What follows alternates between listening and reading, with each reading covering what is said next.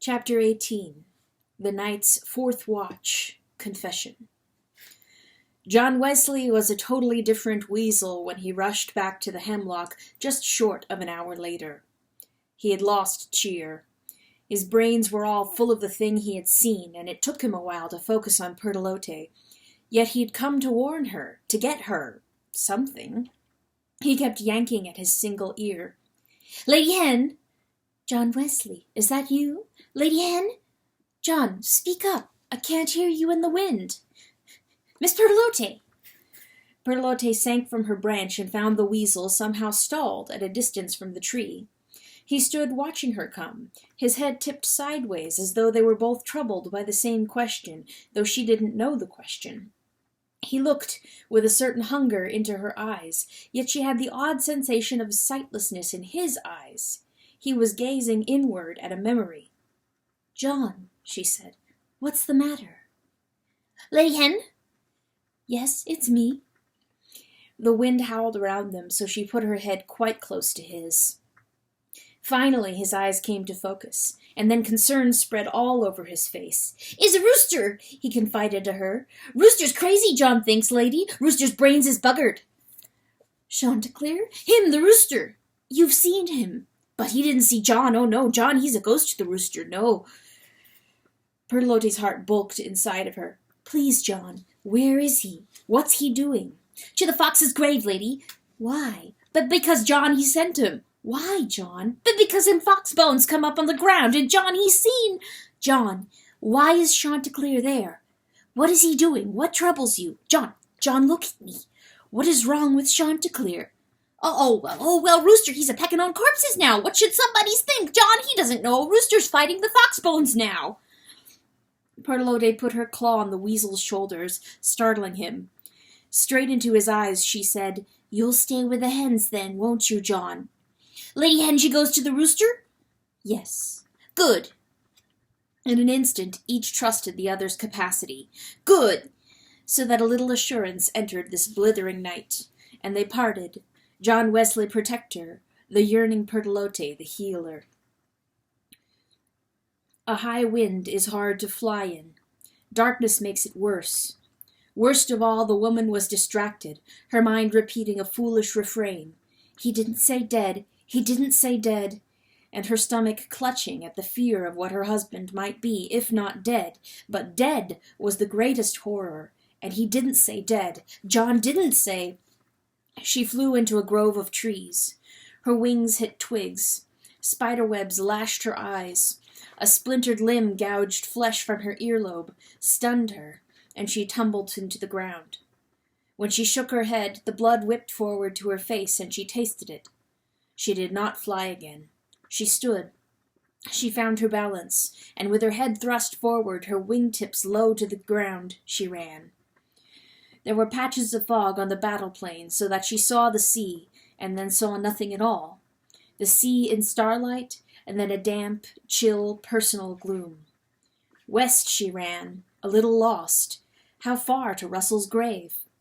Whomp! Went the breakers from Wormsmere, rolling toward her on the left, standing and bowing, collapsing a dreadful weight, and then retreating with a hiss down the shingle. The streaking wind had raised up Wormsmere. The sea was awake. Whomp!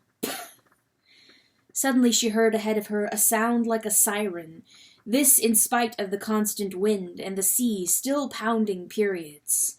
The sound was urgent and distant, both. It was high and hateful, was dragged out infinitely long, and must have crossed the sea to its horizon. It might have been the wind, resolved into a living voice. Where? Winter ice sank into Pertolote's soul. She shuddered with the cold and with recognition, and she went forward. It was not the wind. It was Chanticleer calling with all his might. It was the solitary rooster calling across the sea. "Worm!" Not dead. He didn't say dead, but then what was he if not dead? She ran forward. The fog dissolved in front of her, and a figure appeared on the plain, dark, bent, struggling. Pertolote opened her mouth to call, but she did not. Forms took shape in the starlight. She saw, and a horror silenced her. The rooster had clamped Russell's carcass at the neck, had locked his beak behind the skull, and by sudden jerks was yanking his brother seaward. The corpse did not complain. Black shadows sat in Russell's eyes, and in his mouth was a bottomless shadow. And Russell had a grin. His tail slid like a rope. His 4 legs turned under like straps. He was ghastly skinny. He was bones, Russell. Russell was bones. Whoop! Nor did Chanticleer stop at the sea. He took the slamming waves upon his back. Perlote gasped, but the rooster went into the icy waters and drew the fox's body after him. These two rose in the foam, but the breakers overpowered them, swallowed and spat them like lumps of mucus. "Oh, Chanticleer," Perlote breathed, afraid for him. "Chanticleer." The bodies went under a sweeping water. 5 beats of her heart, and miraculously they surfaced again, beyond the breakers. Perlote's heart rose up. Chanticleer had a driving will. Behold, he butted Russell before a steady swimming, and Russell rolled over and over like a log. 2 intrusions on the sea. They were 2 details on a wide immensity, star-flecked. Perlote hardly knew what her husband was doing, but he was not crazy. There came finally a mighty thrust from Chanticleer and a separation. The fox went nosing toward the deep. A rooster stayed behind, but a voice went up from the waters. "I will remember you, Lord Russell!" Perlote's wing was at her mouth. All at once her heart broke for the lonely memorial in her husband's voice, all by himself giving honor unto the dead. He did the thing alone. He didn't know that someone was watching. "The water's your grave, my brother!" he cried seaward, but Perlote heard. "Your journey endless, but that is the way it should be." But then he wailed such a lamentation that tears burst at Perlote's eyes. "How many have I loved like you, Lord Russell the Fox?" And then he lost strength in the water, and the will went out of him. Roosters can't swim. Roosters weren't made for swimming. He splashed in desultory fashion generally toward the shore, and then the waves grabbed him like a rag and twisted the poor cock over and under. They lifted him, pitched him into the shallows, and overran him with a traveling spoon, and he didn't fight them. Perlote ran to the beach. She waded as far as she could. Then his body rode forward on a surge, and before it sucked him back again, she seized his tail feathers in her claw and rooted herself to the earth. Then it was Perlote who dragged him again to dry ground. His head lolled to the left. "Oh, Chanticleer," she whispered. "Oh, please, Chanticleer." He didn't say dead. He didn't say dead. "Oh, Lord." The rooster groaned out of a mortal exhaustion. She felt a rush of gratitude so deep that it felt like laughter. He sighed. "I had to do one thing right." And then he lay still, pasted thin with wet feathers. Whoomp! Perlote made towels of her wings and chafed the poor cock's body to make the blood run. "It's me," she whispered. "It's me, Chanticleer. I'm with you now." Whether it was the cold or the weariness or her presence, she did not know. He began to shiver violently, and she cried for him. "Oh, Chanticleer! Oh, my suffering Chanticleer!" she wept. And then she could do nothing but hold him, tight, tight to her breast, fighting the shivers for him. "Chanticleer!" She rocked her husband. He hadn't fought the sea. He didn't fight her either. He was a chick beneath her wings. The wind now, finally, the wind relaxed and coiled in the wood north of them, sighing merely, and the sky lightened to a cold, cold gray, and she closed her eyes in order to see nothing. She rocked the victim till her back ached, and deep in her throat she sang a husky lullaby. The summer's summer, long gone by, the evening when my lord and I were young. He took my tears on faith, and I would stroke his neck, and I would sigh this song. Turtelote, said Chanticleer, a baby's voice beneath her. What? She said. He paused. Then he whispered, terribly tired, terribly wretched. Go away. Turtelote's first reaction was panic.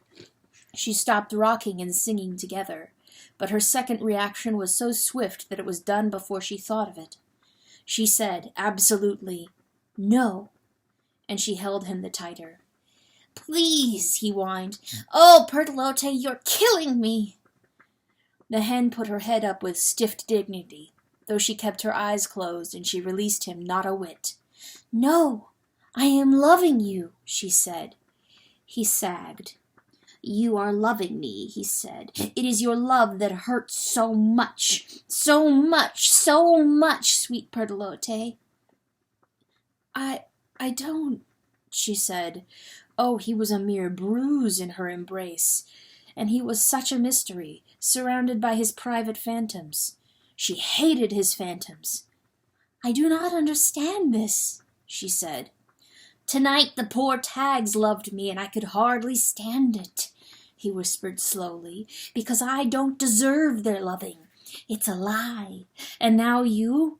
God help me, Turtelote, I don't deserve. She broke in with singing. Her head held high, her mind in flat denial of his talk.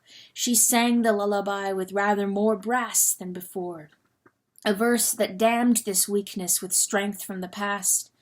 She sang, he peeled a straw, a summer's thistle, blew on it, and made a whistle, dreams. And who was I to say he couldn't build a world secure with wooden beams? Turtelote, don't!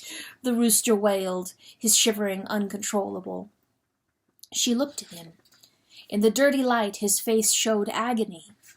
You are special among us, Chanticleer, she declared. You have always been. We look to you. Ah!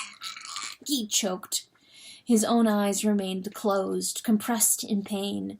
Don't praise me, don't love me, don't remember the past. Oh, Turtelote, I am not worthy of it now. Not love you? Keened Turtelote. I cannot love you? Chanticleer, what are you doing to me? He thrashed his head from left to right. Chalcedony! He wailed. That hen is a miserable stick, suffering my own neglect. I know my sin. Whose fault is it if Chalcedony dies? She won't die, said Turtelote. No thanks to me. Chanticleer, do life and death depend on you? They do! They do! Oh, Chanticleer, what kind of a pride is this? Turtelote was fighting for her own possessions. These are unreasonable burdens, impossible to bear, life and death. I couldn't save Russell, he cried. So? I lost him, and then I couldn't even honor him with a decent burial. So? She cried louder than he.